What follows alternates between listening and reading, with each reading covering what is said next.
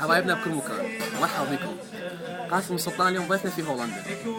قاسم السلطان حيكون في حفلة يوم 11/2 في دنهاغ. راح يكون معاي بلقاء خاص من هولندا حصريا على قناة أغانينا.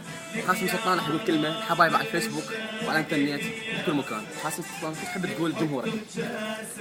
تحياتنا لكل حبايبنا بالفيسبوك، لأصدقائي وأحبائي. كل عام وانتم بخير إن شاء الله، وعيد حب سعيد على الجميع.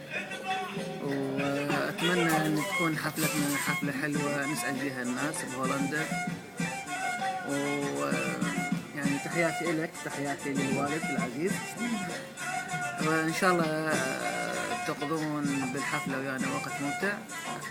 وأتمنى من الله سبحانه وتعالى أنه تأمن السعادة والفرحة على كل العراقيين بكل مكان، وكل عام وانتم بحب إن شاء الله. انتظرونا 11/2.